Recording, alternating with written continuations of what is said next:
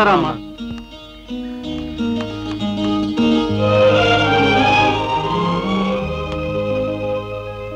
ఏమండి, ఆశ వచ్చిందండి.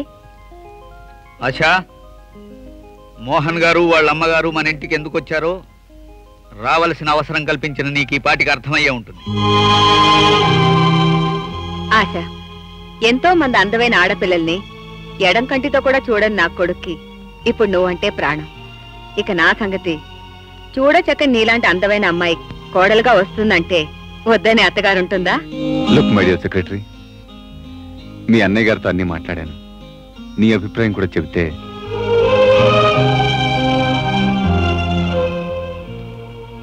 అన్నయ్య, నీ అభిప్రాయం ఏంటి? ఈ పరిస్థితి నీకు నువ్వుగా కావాలని కల్పించుకున్నది. ఏ నిర్ణయమైనా నువ్వు తీసుకుంటేనే మంచిదని నేను అనుకుంటున్నాను. సార్, మీకు అభ్యంతరం లేకపోతే ఆశతో ఓ నిమిషం నేను మాట్లాడాలి. మోహన్ గారు, ఇందులో నా అభ్యంతరాల కన్నా ఆశ అభిప్రాయమే మీకు ముఖ్యం. రండి మోహన్ గారు.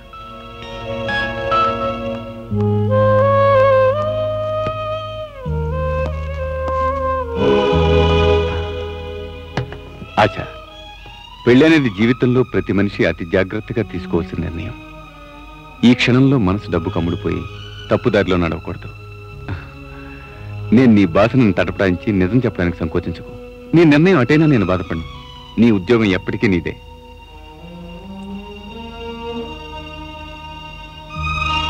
ఆశ, నీ మౌనానికి అర్థం? ఆనందం. మోహన్ గారు, అతి స్వల్పమైన సంతోషాలకే ఉక్కిరిబిక్కిరైపోయా నేను. ఇంత అంతులేని పెన్నిది ఒకేసారి రావడంతో నోట మాట రావడం లేదు. నేను నిజంగా చాలా అదృష్టవంతురాలు. ఏమిటిది? ఏదో పనికిరాని ఫోటో పగిలిపోయింది.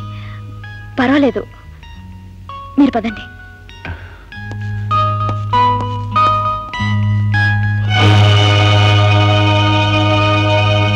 వస్తానమ్మా. అలాగేనండి.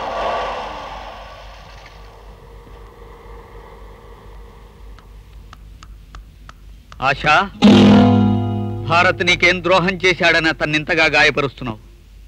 నీ మనస్సులో నీకు నువ్వుగా ప్రతిష్ఠించుకున్న అతని బొమ్మ ఈనాడు పగిలిపోవడానికి కారణం అతని పేదరికమేగా? మోహన్లో నువ్వు చూసింది మెచ్చింది అతని భోగభాగ్యాలేగా? రేపింకో కోటేశ్వరరావు కనబడి కోట్లు చూపెడితే అప్పుడు ఈ మోహన్ గారిని కూడా వదిలేసి ఆ కోటేశ్వరరావుతో వెళ్ళిపోతావుగా? తొందరపడి అంతంత పెద్ద పెద్ద మాటలు అనమాకన్నయ్య.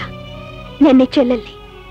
పేదరికంలో పుట్టి పేదరికంలో పెరిగి ఎప్పుడు ఈ పేదరికంలోంచి దూరంగా పారిపోతానా అని ప్రతిక్షణం పరితపించిన దాన్ని.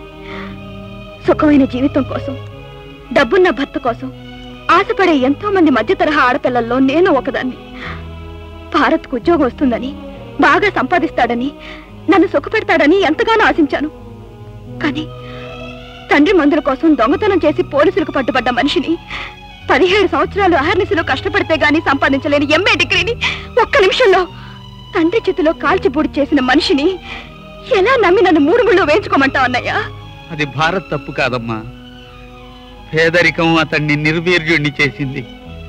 అర్థం చేసుకోలేవా ఆశ? ఆ అవసరం ఓపిక నాకు లేదన్నయ్య. నేను ఈ మధ్యనే భోగభాగ్యాల ప్రపంచాన్ని చూశాను.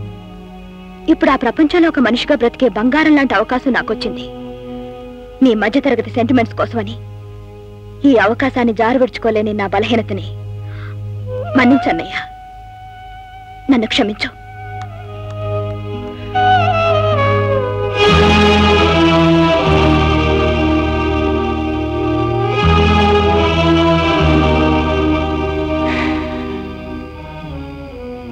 ఏదో ఒకనాడు ఇది ఇలాగే జరుగుతుందని నాకు ఎప్పుడు తెలుసు వెంకట్.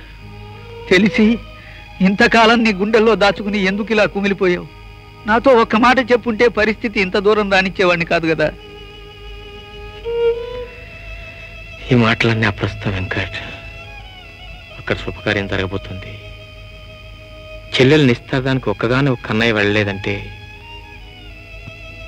ఈ లోకం నవ్వుతుంది, గోడే కూస్తుంది.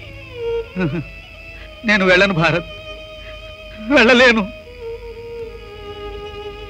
వెంకట్, ఇన్నేళ్ల మన స్నేహం మీద ఒట్టు. నువ్వు వెళ్ళకపోతే మళ్ళీ ఈ జన్మలో నా ముఖం నీకు చూపించను.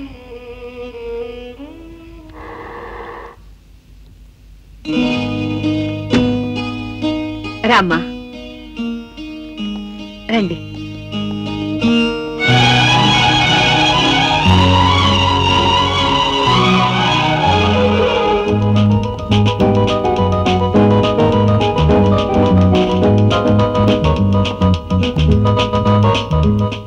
బాబు మోహన్, అంతా అయిపోయింది.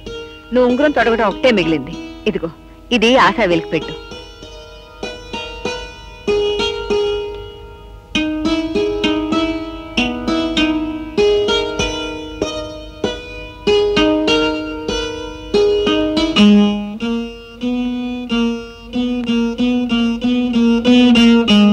హౌస్ఫుల్.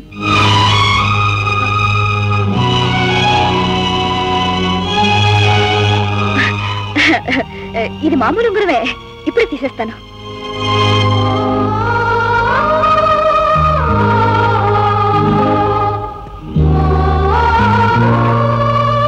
బాగా బిగుసుకుపోయింది. ఎవరు? ఉంగరం. పర్వాలేదు, కట్ చేసి మీరే తీసేయండి.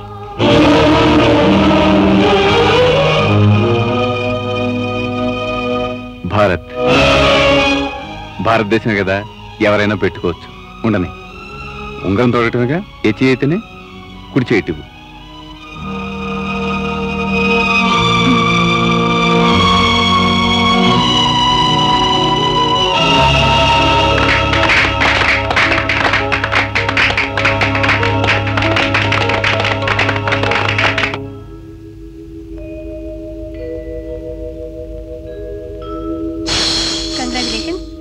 Wish you happy life. Thank you.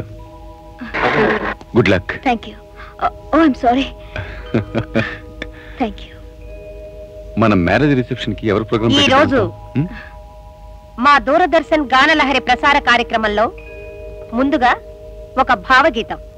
గాయకుడు మిస్టర్ భారత్.